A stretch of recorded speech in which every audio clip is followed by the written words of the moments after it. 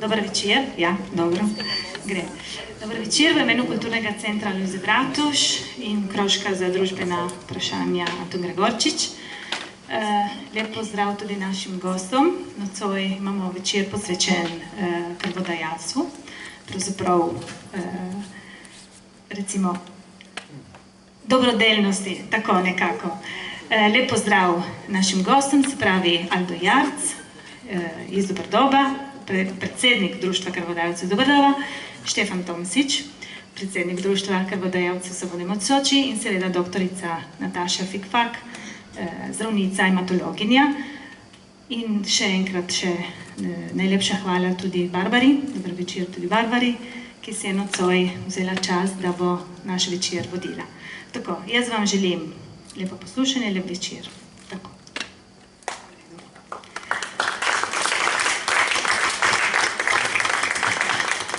Hvala, Tamara. Dober večer tudi z moje strani. Dober večer tudi gostom. Nocoj se dotikamo posebno občutljive tematike, o kateri najpogosteje mislimo, da že vse vemo, nekako oddaleč, ali pa tudi, da se nas sploh ne tiče, kar pa sploh ni res.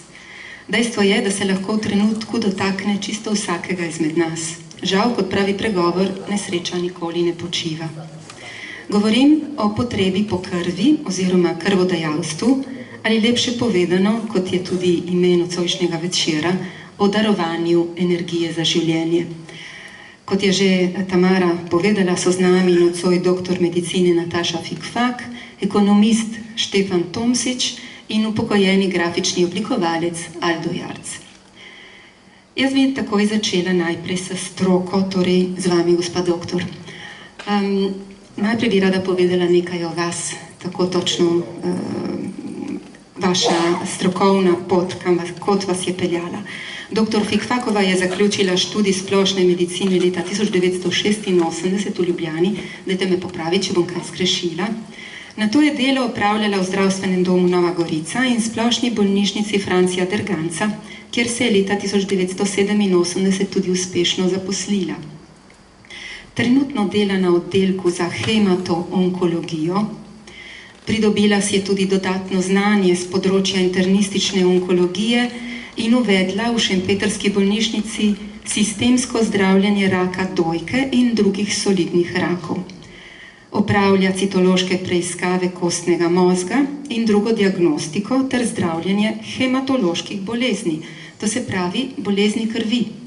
In ste torej pravi človek za današnji pogovor. Torej, vemo, da je kri nujno potrebna za življenje. Brez krvi ne bi živeli. Naše telo je potrebuje od 4,5 do 5,5 litrov, odvisno seveda, če si ženska, manj, moški več.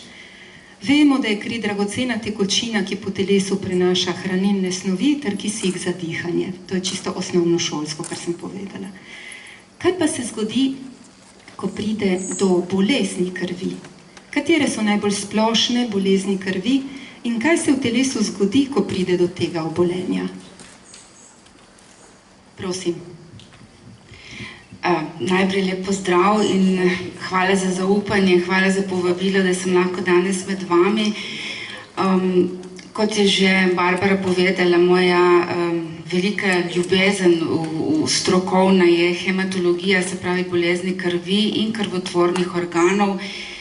Čeprav seveda v telesu so vsi naši organi nujno potrebni in enako vredni, ampak kri kot prenašalec najpomembnejših sestavin v telesu in seveda kot hematologe najbolj pomembna, to malo za hec.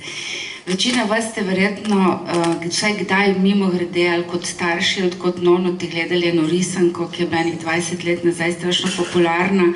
V italijanščini je bila El Corpo Umano in jaz sem se takrat vse te medicine zelo praktično naučila. Skratka, kri sestavljajo krvničke, rdeče, bele in krvne ploščice, ki vsaka opravlja svojo nalogo. Če so rdeče krvničke potrebne za to, da prenašajo kisik po telesu, to pomeni, da naše telo funkcionira samo ob zadostni količini teh rdečih krvničk. Bele krvničke so kot neki policaji, ki čuvajo naše telo pred zunanjimi vplivi. Tudi to, da nas če nas danes popikajo komarji, bojo te bele krvničke naredile tisto majhno teklino, da ne bi šel strup ali pa alergija po celem telesu. In te krvne ploščice so najmanjši delci krvi, ki so pa nujno potrebni za to, da se kri zaustavi ob neki poškodbi ali ob uraznini ali udarcu ali kakorkoli že. Poleg tega je pa v krvi še vse ostale sestavine, sladkorji, soli, maščobe, beljakovine, to vse potuje po krvi. Tako da kri je telesna tekočina, brez katere ne moramo živeti. Seveda pa se prav tako na vseh telesnih organih pokaže pomanjkanje. In tukaj pa nastopimo mi kot hematologi, ki se ukvarjamo s krvnimi boleznimi. Da ne bi šli v prevelike podrobnosti, bom rekla tako, kaj je tista bolezen, s katero se največ ukvarjamo hematologi in tudi katera bi se lahko z ozaveščanjem velikokrat preprečilo. In sicer je to slabokrvnost zaradi pomanjkanja železa ali nekaterih vitaminov. Zakaj to pravim? Tako moderno prehranjevanje z izogibanjem nekaterih prehrambenih snovi ali zelo ostro, omejeno vnašanje prehrambenih snovi brez razmišljanja, brez poznavanja našega telesa lahko privede do hudih pomanjkanj. Predvsem tukaj vidimo pri ženskah v rodni dobi, ki imajo močne menstruacije, ki večkrat rodijo, tukaj je pogosto pomanjkanje železa. Na račun, kot sem rekla, ne nepravilnega, ampak nekontroliranega prehranjevanja. Tukaj izstopa absolutno veganstvo.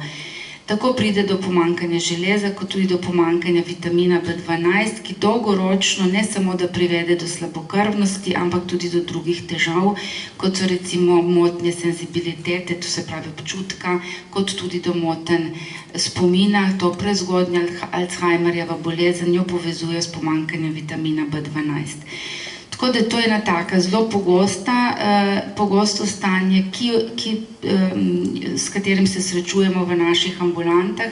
In tudi tukaj pomislek o krvodajalstvu je na svojem mestu, kajti krvodajalci lahko, kot veste, naenkrat oddajo pol litra krvi, kar pomeni, da to še ne privede do slabokrvnosti. Medtem ko kronično, dolgotrajno pomanjkanje vnosa prehrambenih snovi v naše telo lahko privede do slabokrvnosti. Tako da to je ena taka najbolj pogosta bolezen, s katero se praktično vsakodnevno srečujemo. Druge pogoste krvne bolezni, oziroma, hvala Bogu, manj pogoste, so pa različne levkemije.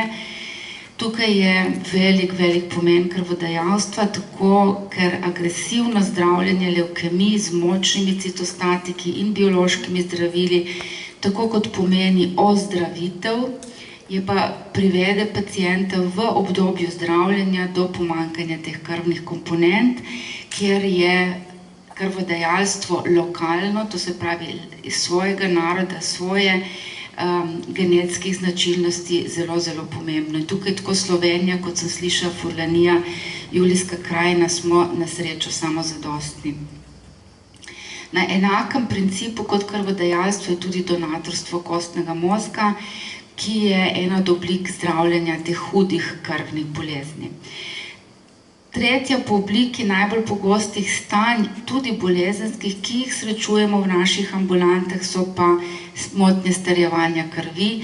Kot veste, vedno več bolnikov, ki so utrpeli ali možgansko ali srčno kap, ali imajo motnje delovanja srca, prejemajo zdravila proti starjevanju krvi in tukaj so večje tveganje za krvavitve in lahko tudi do hudih slabokrvnosti le to privede, zaradi česar potem obiskujejo naše ambulante in so potrebni tudi tega nadomestnega zdravljenja, kot so transfuzije različnih krvnih pripravkov. Tako da to je zelo na grobo o boleznih, s katerimi se ukvarjamo na hematologiji.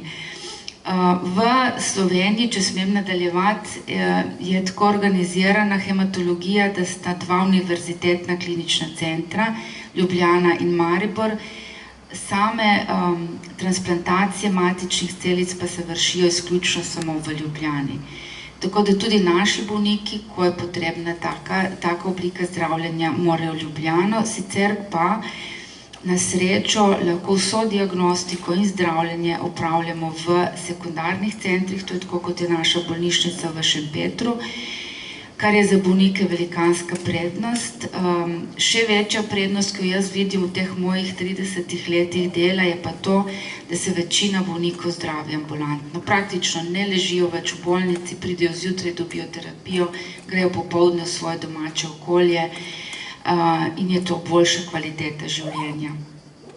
Kar je mogoče prednost majhnosti Slovenije in rekla, včlanjanja v Evropsko skupnost je izjemno dobra dostopnost do zdravil.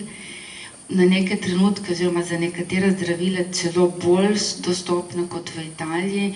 Tako da naši bolniki, ne glede na to, koliko imajo zavarovanje, kje so zdravljeni in seveda odvisno od strokovnjaka je, da je zdravilo, ki mu je potrebno, ga tudi takrat dobi.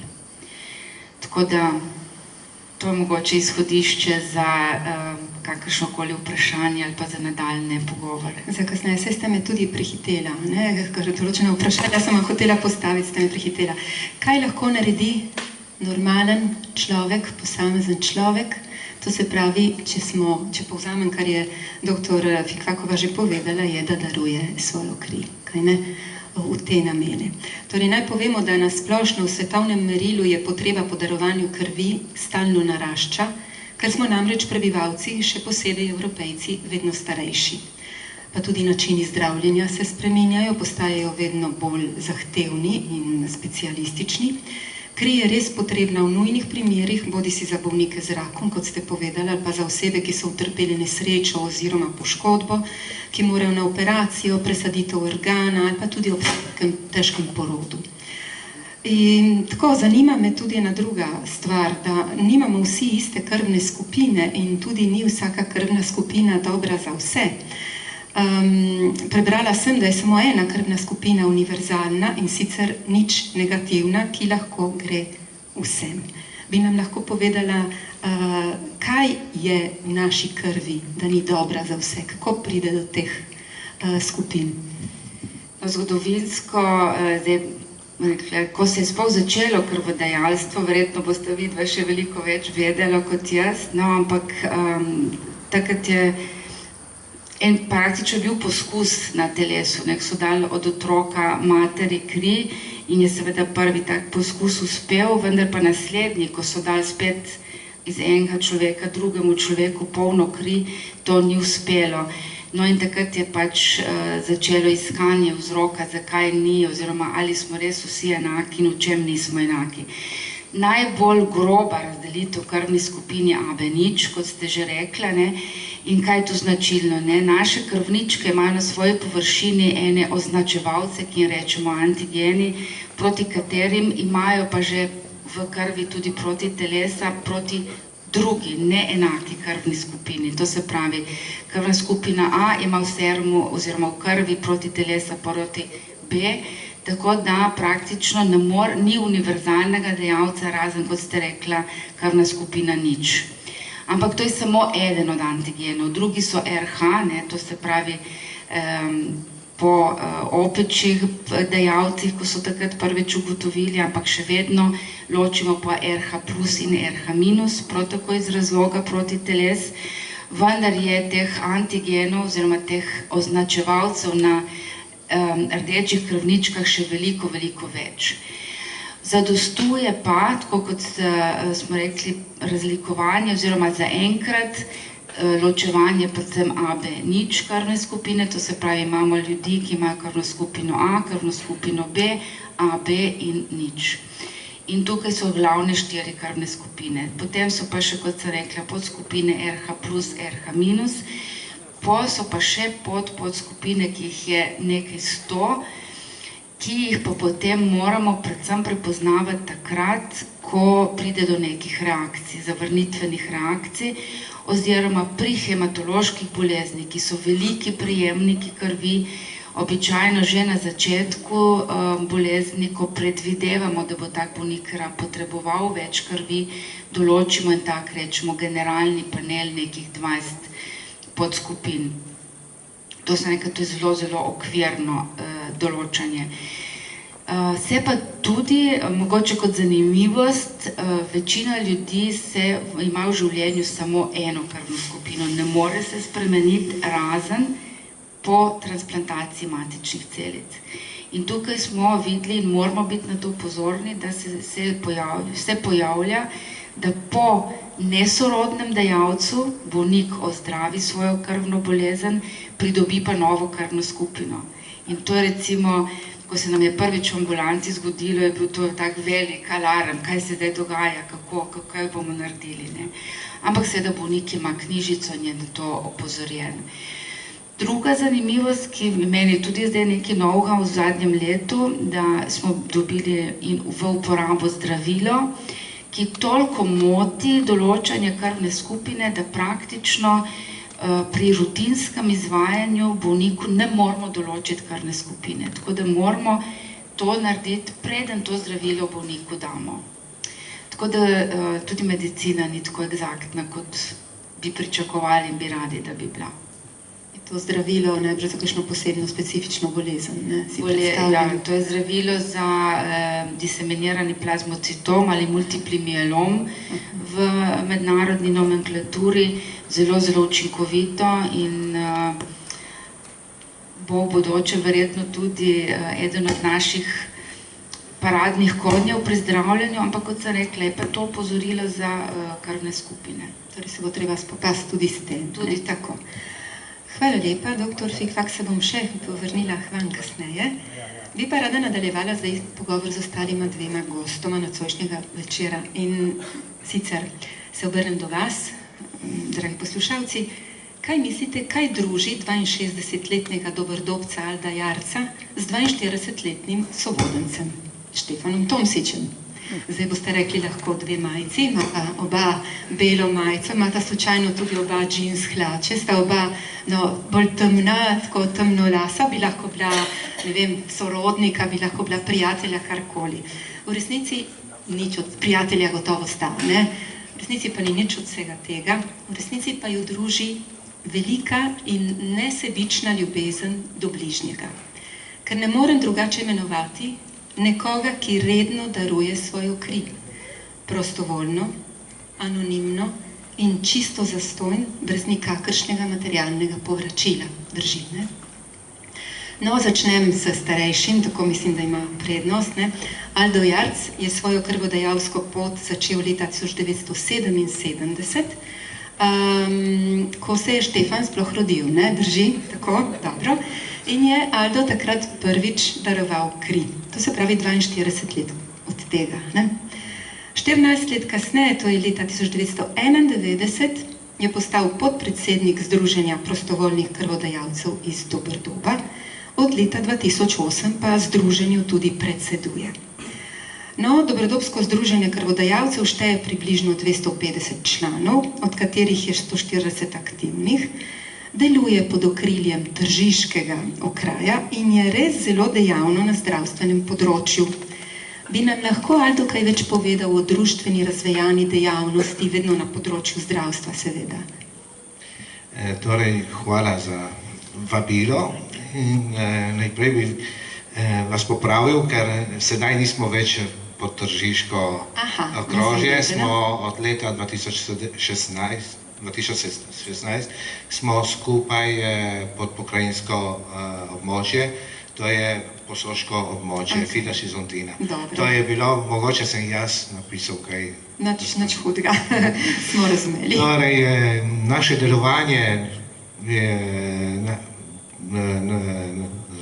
delovanje Združenja prostovoljnih krvodajalcev iz Doberdoba se je pričelo leta 1971, ko so 4 naši občani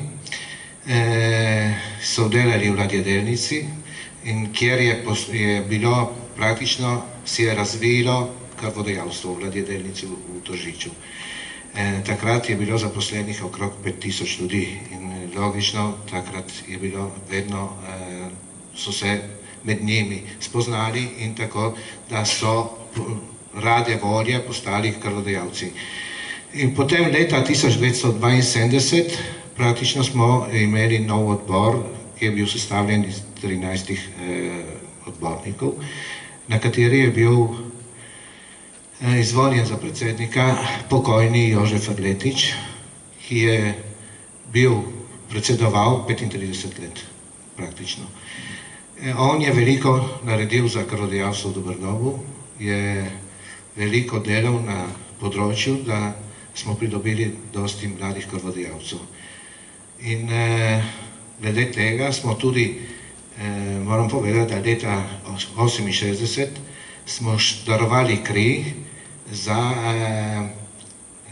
koze, črne koze so bile, je bila to bolezen, epidemija v Jugoslaviji. In takrat smo tudi krvodajalci iz Doberdoba pripomogli darovanju krvi glede zdravljenja te bolezni. Potem leta 1971 smo darovali kri, smo šli v Ankaran, takrat sem bil, nisem še bil, jaz pravim kot krvodajalci, smo šli v Ankaran, kjer smo darovali kri za ranjence iz Vietnama. Takrat je bila ena akcija, ki so organizirali v bivši Jugoslaviji in mi smo pripomogli k tej akciji, da smo šli darovati kri. In potem tako naše delovanje se je razvijalo, z leta v leto je bilo vedno več krvodajalcev in dokler, kot ste že vi povedali, sedaj imamo 250 aktivnih in neaktivnih krvodajalcev.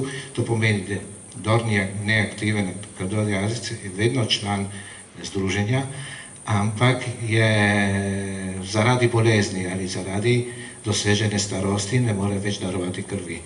In zaradi tega je neaktiven krvodajalec, ampak je vedno član našega združenja.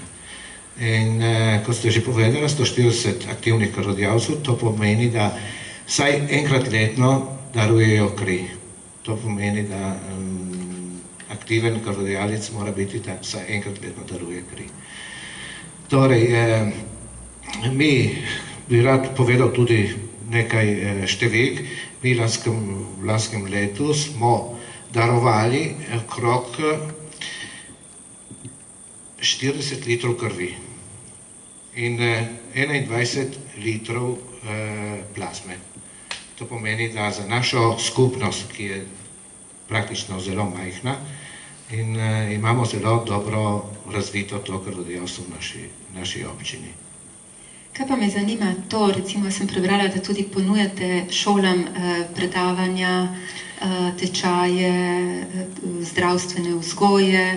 Mislim, kot krvodajalci skrbite tudi nekje za zdravje naših otrok, nekako, ne? Po šolah organizirate to in tudi zbirate zamaške v dobrodelne namene. Torej ste res dobrodelno zelo dejavni. Ja, glede tega predavanj res smo odvedno, dobimo zdravnike, da predavajo na naših šolah, osnovnih, srednjih, tudi višjih šolah in predavajo brezplačno, ker smo mi, ki smo to ponujamo šolam. In so slovenski zdravniki, prihajajo iz Slovenije in tudi iz Italije. Tukaj pred nami imamo tudi Bernarda Špecapana, ki je tudi predaval na naših šolah glede zasvojenosti in glede zdravstva. Predvsem zasvojenosti z računalniki, z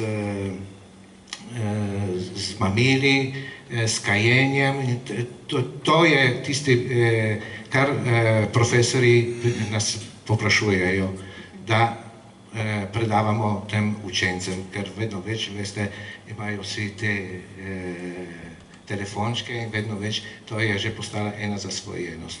To se pravi, da niste samo krvodajalci, ne v Doberdobu, ampak tudi skrbite tudi za druge dobrodelne... Tudi druge dobrodelne, tudi kot ste že povedala, smo glede zamaškov, smo priredili eno predavanje leta 2008, se spomnim, ko sem postal jaz predsednik, sem hotel narediti to akcijo po vseh šolah in sem predvsem storil tiskati vzgibanko v dveh jezikih, v italijanščini in slovenščini in potem sem skupaj z iz Ambiente, kateri so mi darovali zaboje, sem šel prodavati na šole glede nabiranja zamaškov, plastičnih zamaškov. Boste rekli, zakaj je nabiranje teh plastičnih zamaškov? Ja, sem se vedno spraševala, povem po pravici. Treba vedeti, da ti plastični zamaški imajo nesnovi, s katerimi se lahko predelujejo in potem z tega, kar pride ven, se lahko pripravi, se zgradi zabojnike, plastične stolice, plastične mize, praktično se vse predeluje. In to ne gre... Torej ne samo dobrodelno za človeka, ampak tudi za ambient. Za ambient, ja. In glede tega, izkupiček tega denarja, ker to potem prodamo podjetju, ki predelava te zamaške, izkupiček od tega tukaj gre vse Hospisu Via di Natale, kjer praktično je v Avignanu, kjer zdravijo rak. Ja.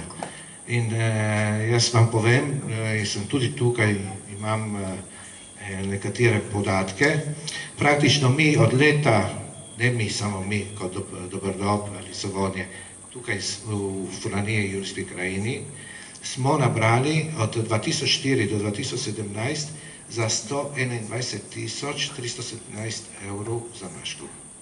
Ponovite cifro? 121 317 evrov. Mi samo v lanskem letu tukaj v Rudi, kjer je zbiralni center, smo nabrali za 6200 evrov zamaškov. Veste, zamaški so lahki. Kar ni malo, ne? Ja, je precej, ker prav smo prejšnjo v torek ali v sredo smo peljali zamaške z tovornjakom, smo peljali dole v zbiralni center in je bil še precej napolnjen. Zdaj vem, zakaj zbiram zamaške doma, ne? Tako bom še bolj spodbujala otroke v šoli. Ne, to so otroci, ki jih takoj prejmejo našo obvestilo in potem oni nesijo domov. Nosijo cele vrečke, prinašajo v šolo. Potem nesijo domov in povejo staršem in potem tudi starš je osveščen o tem. Glede tega tukaj. Super. Dobro. Štefan Tomsič je postal krvodajalec leta 1995, takrat si imel 18 let, spet predstavljam. Ne? Od leta 2007 pa tudi on predseduje Sovodenski sekciji krvodajalcev, ki šteje ravno tako kot Dobrdobska, 250 članov, od katerih je okvirno 100 aktivnih. Bi nam lahko povedal kaj več o Sovodenski akciji, o Sovodenski sekciji? Ja, dober večer tudi v svojem imenu. Ko sem poslušal Alda, kljub temu, da se večkrat srečujemo na pokrajinskih srečanjih, skupaj organiziramo različne pobude, bodi si na šolah, se srečujemo tudi kot odbori, prav v prejšnji božič smo imeli skupno večerjo in se ga zanimam. Poslušal se mi je zdelo, da sta naši društvi še toliko bolj sorodni, kot sem si mislil. Torej, ne bi rad ponavljal vsega tega, kar je rekel Aldo, bi dodal še, bi iskal tiste nijanse, ki sta skupni obema. Ena je tudi gotovo ta naša narodna pripadnost, ker sva edini sekciji slovenske v našem združenju. V združenju, ki pa je tudi zelo občutljivo na te tematike, poleg dobrodelnosti, ki je to glavno vodilo, ampak je odprtost do raznih narodnih, kot pričajo tudi naše majice, ki so strogo dvojezične, in tudi spletno mesto našega pokrajinskega združenja je celo trojezično, torej poleg slovenščine in italijanščine imate na razpolago tudi vsebine v furlanščini. Tako se mi zdi ena zanimiva stičišče tudi, ki gotovo je bolj v ozadju, prednost je tistem, kar je že obrazložil Aldo, ampak se mi zdi ena zanimivost. Tudi je nekaj zelo zanimivega, ker konec koncev je v Doberdobu in Sovodnjah sta nastali, ne, ti dve sekciji, torej meni se zdi to hvale vredno, ne, tako. Tudi jaz imam čast, da sem nasledil predsedniku, ki je bil 30 let na svojem mestu in odlično upravljal svojo nalogo. Kot se večkrat zgodi, so prav velike stvari, nastanejo skoraj banalno, ko se nekaj ljudi, prijateljev zbere, tudi tako je bilo v Sovodnjah, nekatere ustanovitelje vidim tudi danes med publiko in se jim zahvaljujem. In jaz sem tudi tega mnenja, da potem samo čas dokaže, če kar se dela za nekaterem področju, je koliko toliko smiselno. Smisel našega društva, našega delovanja, kar vidim tudi v sodobnosti. Zagotovo, če kogarkoli vprašam, med mladimi ali sploh ne govorimo o penzionistih, ki so najbolj zasedeni, ne Aldo, vsem primanjkuje časa.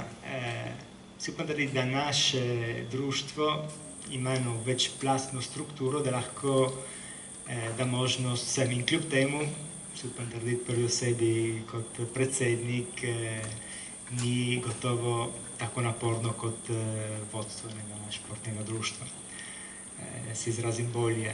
Nekdo je lahko enostavno krvodajalec, torej da svoj bistven doprinos našemu delovanju, kadar se odloči, gre, daruje svojo kri enkrat na leto, 4-krat, toliko kot želi in kot mu zdravje tudi dopušča, in je opravil že ogromno delo. Če želi, kot član našega združenja, lahko sodeluje na predavanjih, ki jih organiziramo, oziroma državnih srečanjih, ker, kot je pravilno izpostavil Aldo in tudi po vaši zaslugi, zdravo življenje je bistveno za naše delovanje. Torej, mi najprej želimo vsem, da bili čim bolj zdravi, ker banalno, marsikdo verjetno od vas, ki je krvodajalec, je to preizkusil, že en banalen prehlad onemogoča darovanje krvi. Torej, biti krvodajalec pomeni najprej biti, mislim, da zdravnica. Zdrav človek. Ja, doktor Fikfakova mi lahko to potrdi. In torej lahko da svoj doprinos, da nekako se osvešča s temi predavanji oziroma državnimi srečami, ki organizirami. In tretji stopnji, recimo tisti najbolj zahtevnima, ki kljub temu je relativno zahtevna, je prav ta, da stopi v odbor in z nami načrtuje tiste dejavnosti, ki so najbolj primerne, da približamo še več ljudi. Ja, tako mi je prišlo samo, da bi povedala, da praktično biti krvodajalec si prisiljen, te prisili, da živiš zdravo, tako nekako. Ja, skušaš, ker psihološko jaz si upam trditi, da darovati kri, prej smo govorili o mamilih, torej o zasvojenosti, ustvarja po mojem tudi en določen prijeten občutek, tako da to primerjava ni najbolj posrečena, ampak ta prijeten občutek, da daš nekaj svojega nekomu, ki ne poznaš, jaz sem prepričan, da marsikomu olajša dan darovanja, torej gre obogaten z bolnišnico. Verjamem. Jaz bi šla k vajnim začetkom in mislim, da je naslednje vprašanje neizogibno. Kaj vaju je napotilo, vama dalo vzgib, vaju prepričalo, da ste prvič darovala kri? Se je zgodila kakšna katastrofa, kakšna nesreča, kaj v družini, kaj posebnega? Sem radovedna. Hvala te. Ne, v družini smo bili vsi zdravi. Ampak to prepričanje, da sem prvič šel darovati kri, je bilo, ker, veste, v majhni vasi se veliko srečujemo, smo se srečevali, ker takrat ni bilo televizije, je bilo malo tako, in prijatelji in nekateri so rekli, so že bili krvodajalci in so rekli, nekaj je zelo lepo, da daruješ kri. Boš videl, da ni nobenega problema. Jaz sem se bal, da se moram gledati tam, da potem dajo to, stavijo iglo noter, in je bilo nekaj, nisem bil prav prepričan. Ampak prvič, ko sem šel darovati kri, sem se počutil takoj lepo, dobro in zelo, in ni bilo nobenega slabega počutja? Nobenega slabega počutja, ampak sem se, drugi dan še, sem se počutil še boljše. Kot da bi bil lažji. Psihološko najbolj. Psihološko, to je vse psihološko. In zaradi tega tudi jaz rade volje in vabim te mlade krvodajalce, naj gredo, naj probajo darovati kri, da potem bodo videli, kako se počutijo, kaj pomeni. Pa tudi ti se počutiš nekaj dobrega v tebi. Poleg tistega, da veš, da si daroval kri, da si pomagal enemu, ki ima potrebo. Enemu bolniku ali bodi se kaj. To je tisto, ki Kaj je. pa Štefan? Jaz sem že od otroških let dihal krvodajalski zrak doma, oče je namreč bil od prvih krvodajalcev. Mama pa je bila celo 40 let tajnica v društvu. Torej že družinsko.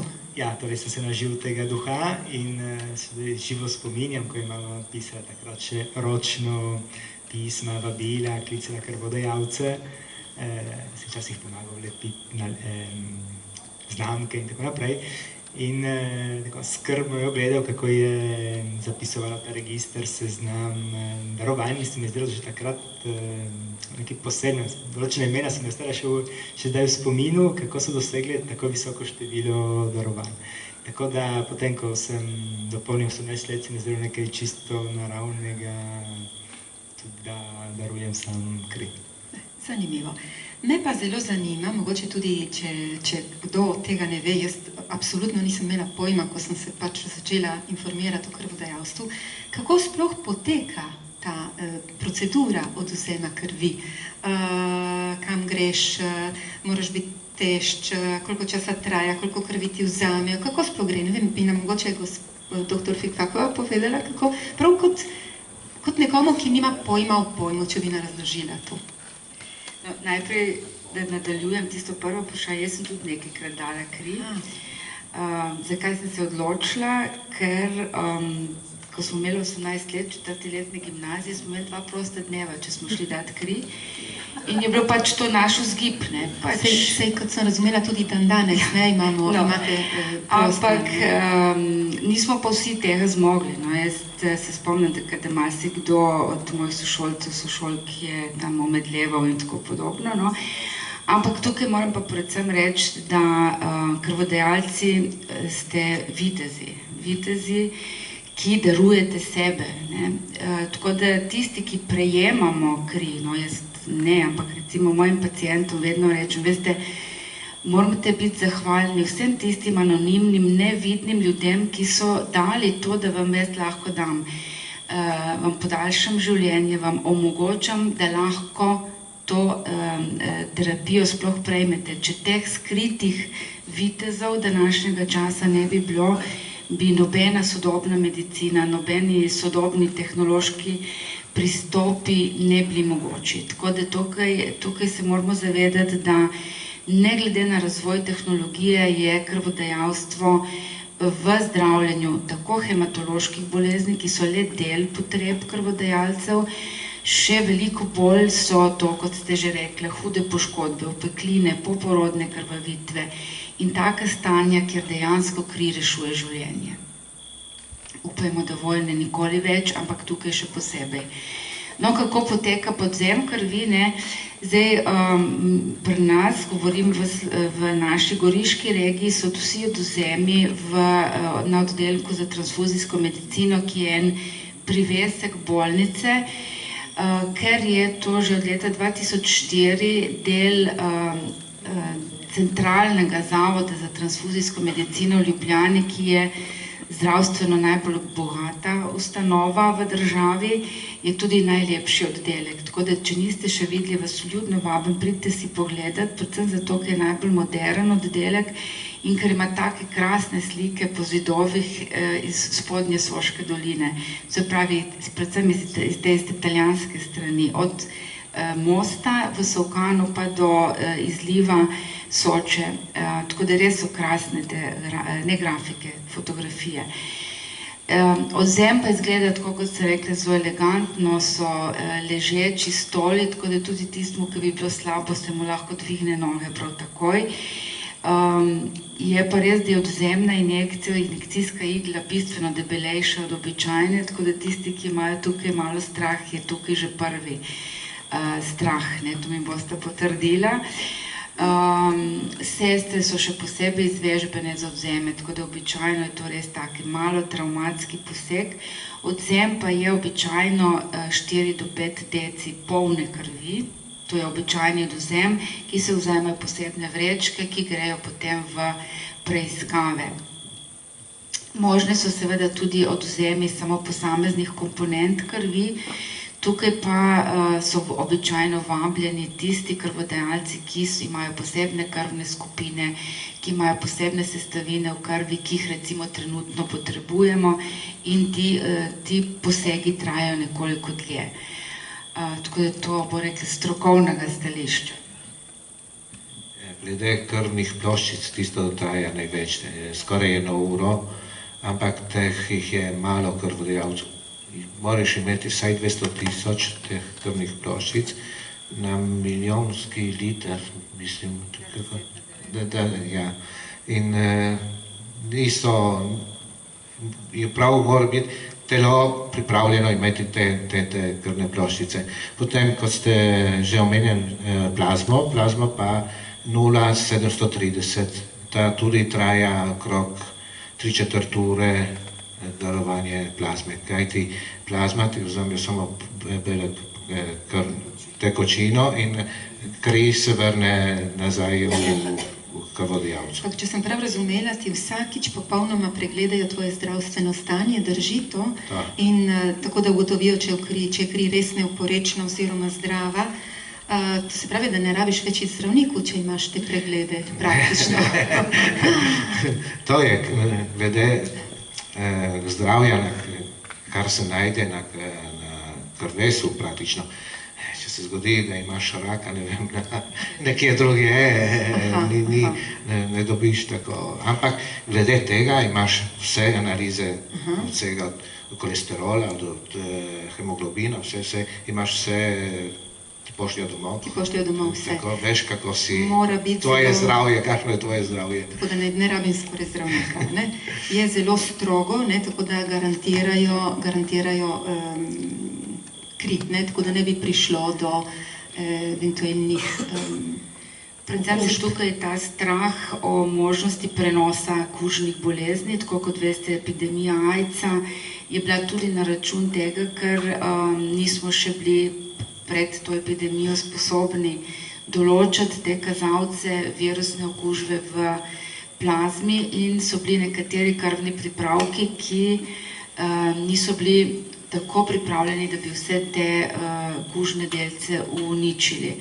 Tako da kar je pomembno, ne, da preden gre vsak krvni pripravek, to se pravi od krvnih celic pa tudi do plazme ali krvnih ploščic, kot si je rekel gospod Jarc, in pripravke plazme tudi v predelavi, se testira na večino prenosljivih bolezni. In prisotnost katerekoli od teh kazalcev v krvi pač pomeni, da ta kri ne more biti uporabljena. Torej zelo strogo. No? In koliko časa pa telo rabi, da nadoknadi recimo en odvzem krvi, to se pravi 450 ml? Sam volumen kot količina, ne? Če bi bila to, se nadomesti s popitjem tekočine. Medtem ko rdeče krvničke za popolno obnovo rabijo približno 21 dni. Tako da tudi zato tista klobasa, ki so jo včasih dajali krvodajalcem, je imela smisel, ker so bili ljudje takrat pred leti še nekoliko podhranjeni in je to prineslo eno dozo železa, ki so jo potrebovali za obnovo krvi. 10 gramov hemoglobina se približno obnovi v 21 dneh. Tako da tudi, če bi nekdo bil slabokrven in bi bila njegova krvna skupina nujna, bi jo potreboval in dal, se z zadostnim železom nadomesti. In kar ni nezanemarljivo je tudi to, da tistega dne si prost dela, ne, imaš pravico tudi do tega. Kdo pa je lahko krvodajalec? Je to lahko čisto vsak ali obstajajo določeni parametri, ki to omejujejo? Kaj pa ženske? Tako malo vprašanje za, kdo bo na to odgovoril? Štefan, mi boš ti? Jaz si bom pomagal in izkoristil tudi, da vam posredujem to informacijo. Poleg brošure, ki ima Aldo v rokah, imamo isto verzijo tudi na spletnem mestu, kot sem prej omenil, trojezično, tako da torej ženske tudi lahko, ne, absolutno. In recimo ta informativni grafični vodič je namenjen prav temu, da kdorkoli je tudi, si upam trditi, poleg dobrega prevoda, grafično prijeten. In bom kar sledil temu, da vam povem. Torej, vprašanje na 16. strani je prav, kdo lahko daruje kri. Polnoletost je obvezna, kot smo že prej omenili. Teža krvodajalca ne sme biti manjša od 50 kg. Starost, najvišja starost pa je 65 let.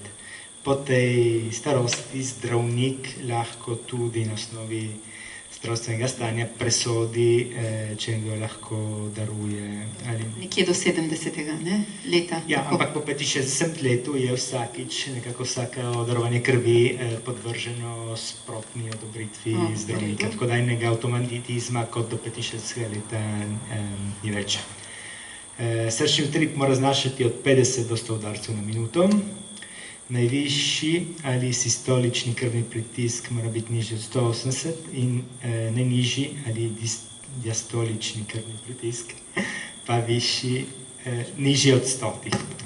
Samo to ugotovijo praktično, ko te pregledajo. Ja, to so tiste prve analize, ki takoj pripomorejo k temu, da ugotovijo, če si v tistem trenutku primeren. In še zadnji element, kar se tiče prav hemoglobina.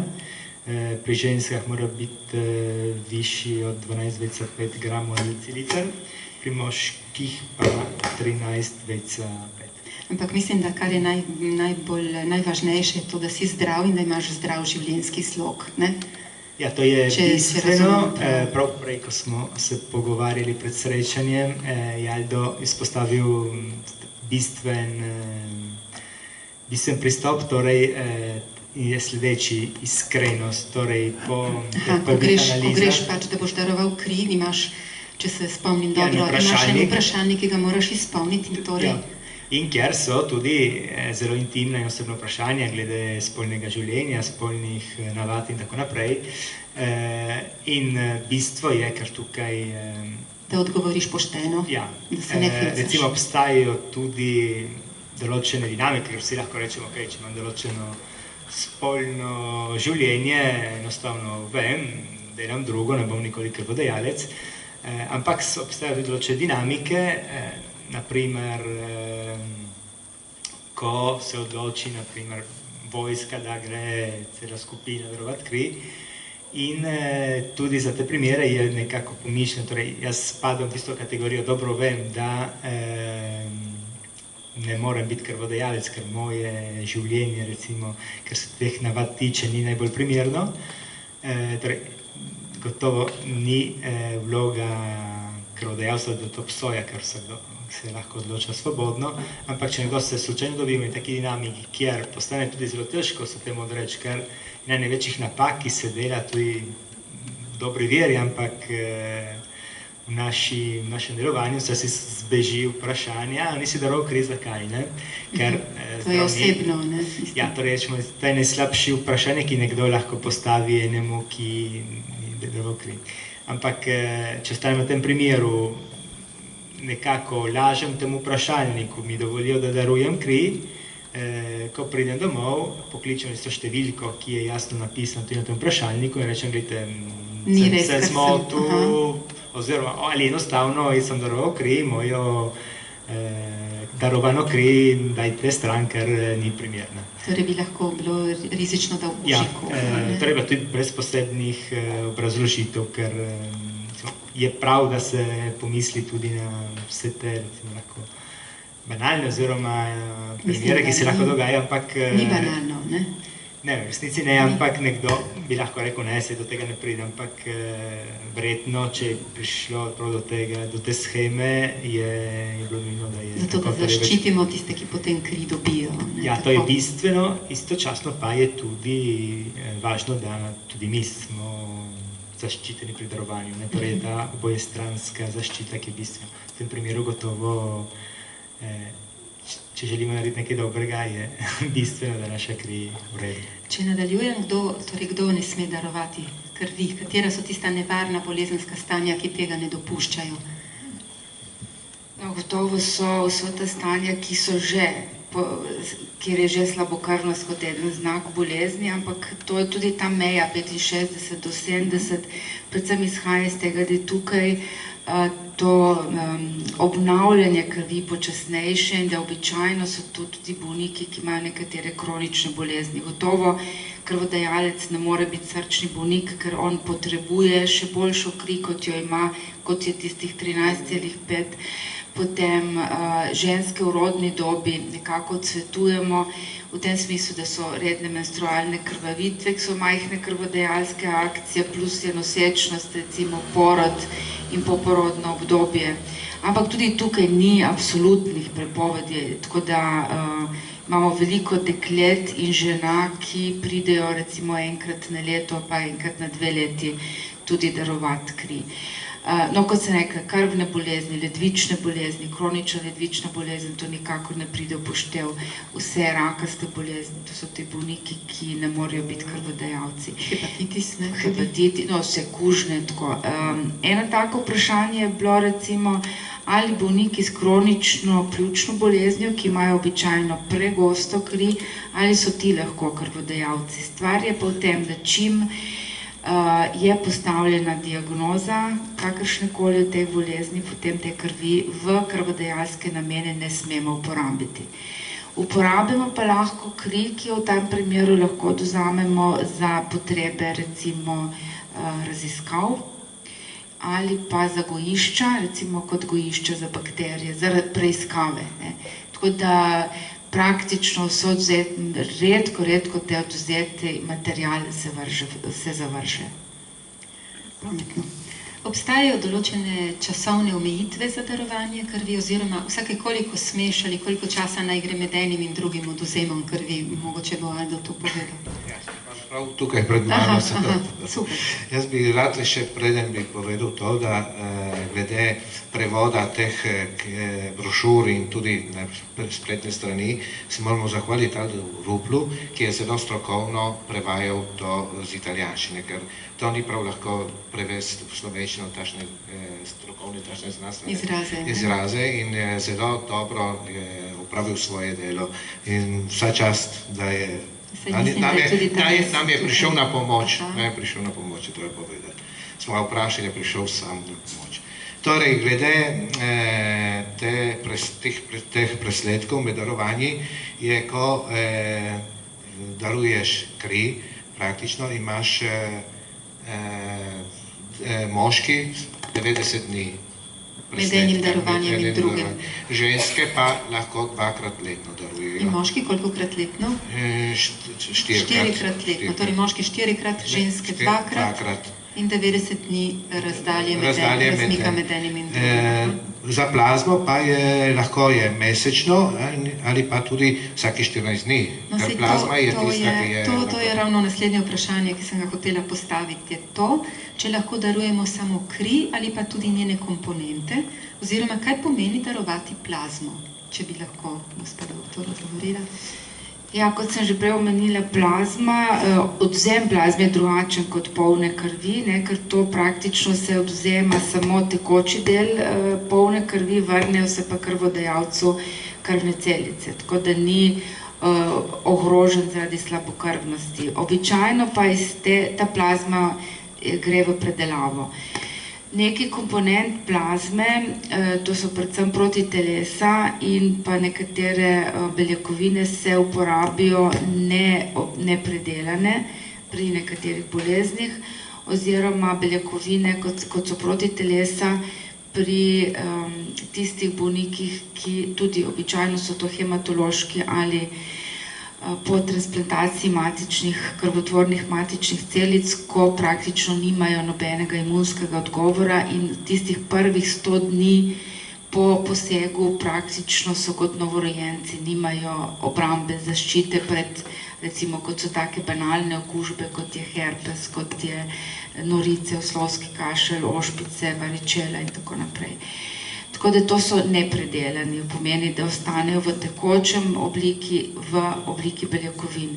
Večji del plazme pa gre v farmacevtsko predelavo, kot smo se že tudi prej pogovarjali, iz slovenske plazme večinoma nam predelujejo v sosednji Avstriji in nam potem kot krvne komponente vračajo v Slovenijo, tako da je tudi tu genetski material ostane isti, mislim, da vaše pa nekje v Nemčijo. Ne.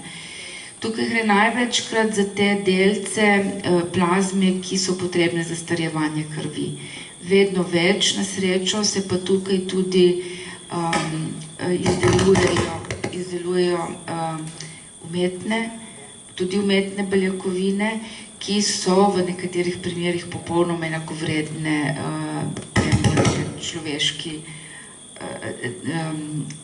človeškim komponentam, seveda tudi iz razloga, da jih večinoma primanjkuje in tako da posegamo tudi po popolnoma sintetičnih snoveh. Torej, v Sloveniji poteka krvodajalstvo pod okriljem Rdečega križa že od leta 1953. Slovenija ima 5% prebivalcev krvodajalcev. Vsak dan jih je potrebnih od 300 do 350. Na leto se jih javi približno 100 000, 1/3 so ženske, 2/3 pa moški. Tako pridobijo na leto od 42 000 do 45 000 litrov krvi, kar zadošča potrebam slovenskega zdravstva. Kaj pa v Italiji? V Italiji sem prav prej pogledal doma na spletni strani, praktično letno rabijo 2.300.000 vrečk krvi letno v Italiji.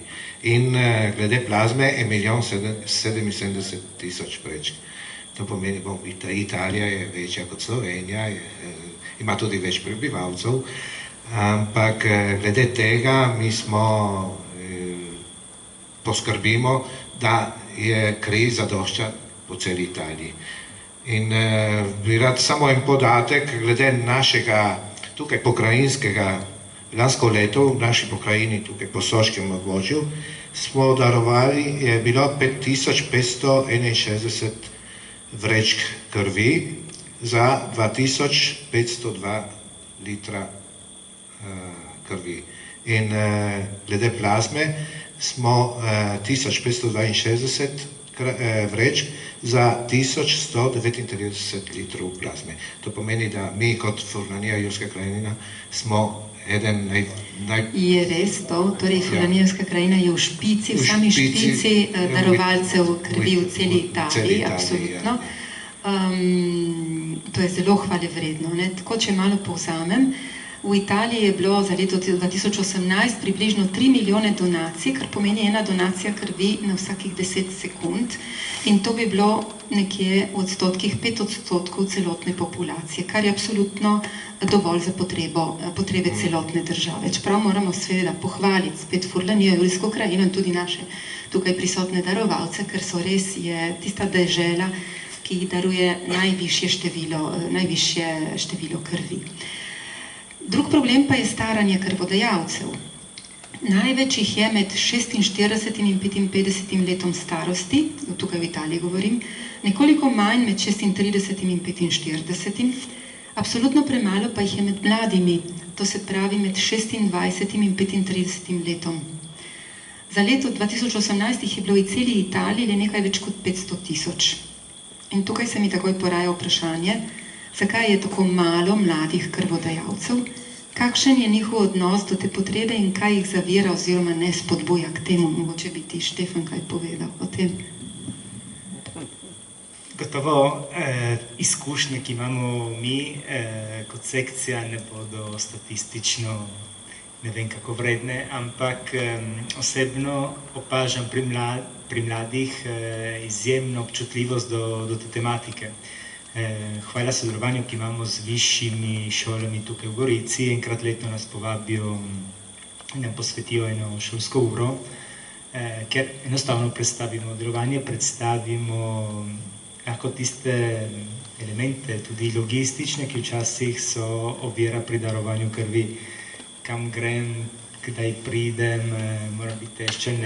Čisto preprosta vprašanja. Ja, tudi logistična in to smo tudi večkrat opazili, da lahko najboljša pomoč pri tem je, da se nudimo, si damo na razpolago in jih prvič pospremimo to tako banalno pravilo, ampak skušamo ga čim več udejaniti. Gotovo mladi predstavljajo največji izziv, kot nažalost te statistike jasno dokazujejo. Ponavljam, osebno sem optimist, ker prav v teh prilikah soočanja z njimi vidim po vprašanjah tudi na koncu, ki postavljajo, po zbranosti in tukaj termometre lahko tudi v tem, koliko teh mladih gleda na svoj pametni telefon med njim predavanje, ki gotovo ni najbolj zanimivo na tem svetu, ampak sem vsakič, torej v zadnjih 3 letih sem bil prisoten jaz, opazil, da se podariti nišče v teh 45 minutah ni pokukal v svoj telefon. Oziroma gledal kaj bolj zanimivega na Facebooku. Torej to poleg osebnega zadoščenja v smislu, da to sporočilo, ki nekako ga skušamo predajati, je aktualno tudi za te mlade, ker opažamo, torej jaz sem omenil prej, pri 70 letih sem postal prodajalec in tudi hvala temu družinskemu zagonu tudi hitro potem član odbora.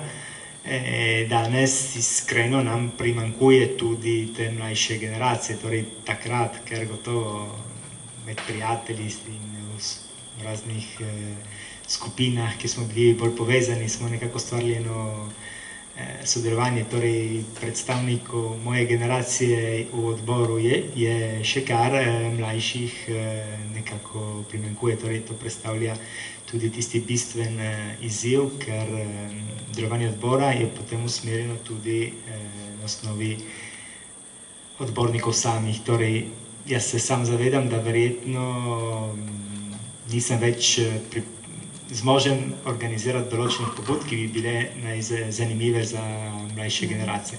Torej njihov doprinos direkten je še toliko bolj važen. Mogoče, ker so zaposleni, ne, šport, ljubezen, pa to, pa ono, torej so res zaposleni, nimajo časa, da bi mislili, ne, najbrž na to, ja, ampak, si predstavljam. Kot sem jaz cenil prost dan šole, ko sem hodil na višjo šolo, tako tudi oni, to plačilo verjetno še vedno veljavno. No, zdaj pa prav končno, mislim, da smo že prišli do konca, ne, končno vprašanje še za vsakega izmed naših gostov. Kako bi vi prepričali nekoga, tudi tukaj prisotnega, da daruje svojo kri? Čisto na kratko. Vsak bi znal kaj povedati takega, tako prepričljivega, da bi že, ne vem, ta teden že takoj šli darovati kri. No, jaz, če smem, bom povedala mojo izkušnjo v zvezi z mojo hčerjo in njenimi prijatelji. Moja hčer je stara 23 let, študentka in je pač živi s hematologijo praktično od rojstva, tako da sledi mojemu, ampak prav v zvezi s tem krvodajalstvom je bilo pa to v lanskem letu je bila akcija Postani donor kostnega mozga v Sloveniji in seveda za donatorstvo kostnega mozga je še bolj strogo kot krvodajalstvo, ker je pač pogoj mlajši od 35 let in tukaj dejansko nismo vedeli, kako se lotiti te akcije, ne. In so bili tako filmčki na internetu in to je nuno, ne. Na kar sem jaz na enem druženju, prijateljih mojih hčeri, sem rekla, no, vam lahko vzamem eno minuto. Sem rekla, zakaj ne bi vi darovali kostnega mozga, če bi moja Julija zbolela? In to je bilo tako, prvo tako šokovno, ne, kaj je res kaj bolna, potem pa, ja, kam naj gremo, ne. In potem je ratalo v naslednjem tednu, da se je 800 otrok iz ekonomske fakultete v Ljubljani postavilo v vrsto in so šli oddati bris ustne sluznice za donatorja. Tako da jaz mislim, da mlade je treba spodbuditi, mogoče res na malo bolj šokanten način, ne, zakaj ti ne bi dal meni kri, ne, ali pa a si ti pripravljen. Tako da to je ena stvar, drugo pa je še vedno mislim, da je, kot sem že prej rekla, to je sodobno viteštvo, ne, in tisti, ki smo vsaj malo romantični, verjamemo v pravljice. Kaj je lepše, kot recimo, da ti moški podari eno dozo krvi, ne. Ni prav romantično, ampak vseeno, ne. Ja, nič, jaz bi rad jim rekel, da glede darovanja krvi ne gre darovati kri, ker kot sem že prepovedal, potem se bodo počutili bolje in potem imajo vedno vse preglede in so zdravi. In to je zelo pomembno sedaj, predvsem v tem času, ko je veliko teh bolezni. Ko greš darovati kri, si zdrav in potem pomagaš drugim in se počutiš bolje. Jaz samo to bi rekel tistim, ki so tukaj, naj probajo,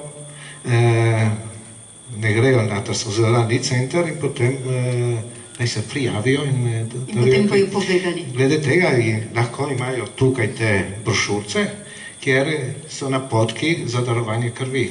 Tako lahko se pogledajo in potem lahko gredo darovati krvi. Te pa Štefan? Jaz bom bolj izzivalen. Darovanje krvi, kot smo ga prej opevali, je lahko nekaj zelo plemenitega, gotovo je.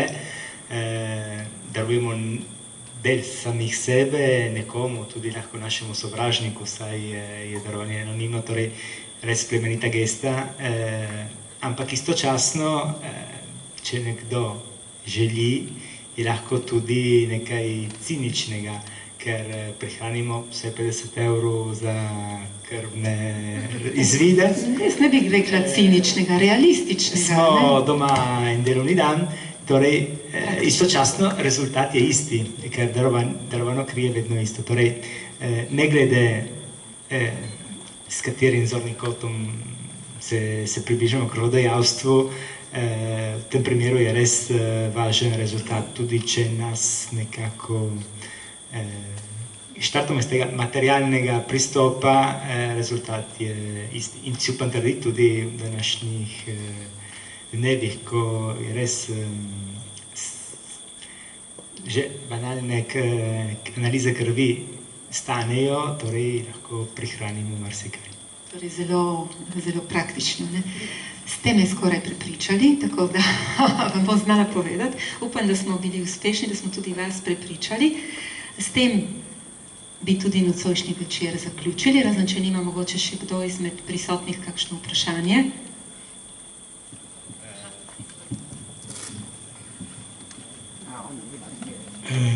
Doktorico, je kakšna možnost, da bi prišlo do umetne proizvodnje krvi? Zaenkrat, da bi prav umetno krvne celice proizvedli, te možnosti ni v tem trenutku. Poskuša se delce, to se pravi, kot sem že rekla, nekatere sestavine krvne plazme so že umetne. Umetne so nekateri delci krvničk, popolnosti in v taki funkciji, kot je pa zaenkrat ne. Je možno, da recimo dvojčki ali trojčki, da imajo različne krvne skupine? Ja, to je možno. To je možno. Ja. In še eno kratko vprašanje, se tretje. Vi ste prej omenili vitamino B12 kot eno bistvenih, recimo jaz nimam vitamina B12, ker nimam želodca, ki se proizvaja, zato ne moram z injekcijami. In tudi moja krvna slika je tako, ni najboljša, recimo bela telesa primanjkuje včasih, ampak meni zdravnik ni predpisal nobenih zdravil. Zakaj je to, recimo? No, nadomešča vam B12, dobivate vsake 2 meseca, 2 do 3. Belih teles. Ja, bele krvničke tudi so lahko, jih je premalo na račun pomanjkanja vitamina B12, tako da verjetno ga ni... A to je povezano? Ja, verjetno ga ni dovolj. Kostni mozek je tovarna, tovarna, ki deluje zelo racionalno. Najprej naredi dovolj rdečih krvničk, potem dovolj belih krvničk in potem te zadnje so krvne ploščice. Za vse te celice je potreben B12. Tako da kostni mozek racionalizira, najprej bo porabil za to in potem ostalo. Tako da tudi kazalec pomanjkanja je lahko tudi premalo belih krvničk. Ne? Tako da to, ko spremljamo, ne, pri teh bolnikih, ki so na nadomestnem zdravljenju, je treba biti zelo, zelo pozoren. Še kdo? Ja, še eno kratko vprašanje. Danes ste predstavili zelo bogato in razvejano dejavnost teh naših slovenskih društev na Goriškem. Slovenske kraje in slovenske občine premoremo tudi na Tržaškem, ampak o slovenskih sekcijah v teh krajih mi nikoli ne poročamo, sedaj jih ne poznamo, jih ni.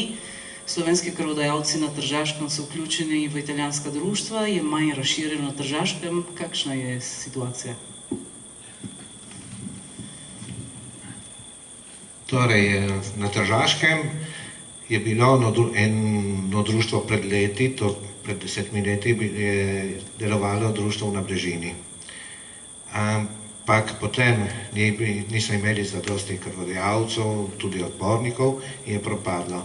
In sedaj krvodajalci slovenski, tisti, ki prebivajo na Tržaškem, darujejo kri samo pod enim združenjem, ki je na Tržaškem, ampak to združenje se ne hoče približati k našemu Fidasu tukaj, ker smo vsi ADVS, so po celi Italiji Fidas, in to združenje z Tržaškega se hoče oddaljiti. Ker tukaj praktično, če ti hočeš biti v tem našem združenju, moraš biti član, moraš prispevati tudi denarno vsoto, vse tega. In to združenje oni nočejo. In zatorej, kar sem slišal, veliko naših krvodajalcev slovenskih gredo ali v Trst, ali pa tisti, ki so blizu naši občini, ali blizu Tržiča, gredo darovati v Tržič in potem se vpišejo v naše društvo.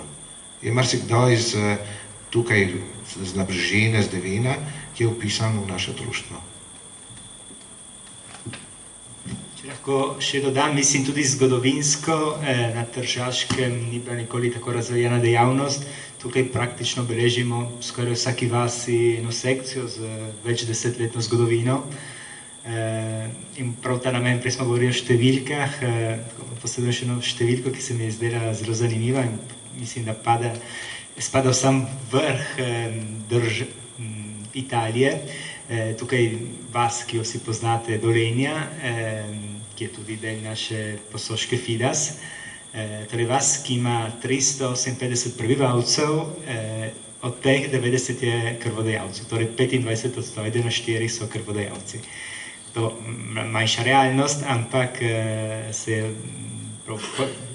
pročil pred kratkim tisk o tem, kot eno posebno zanimivost. To samo, da poudarim malo to občutljivost, ki ta delovanje na teritoriju, ki se je razvilo v času, pripomore tudi k eni večji sensibilizaciji in tudi boljšim rezultatom. Še kdo? Ne vidim nikogar. Tako, hvala lepa za pogovor, dr. Fikfak, Aldo Jarc in Štefan Tomšič. Hvala lepa.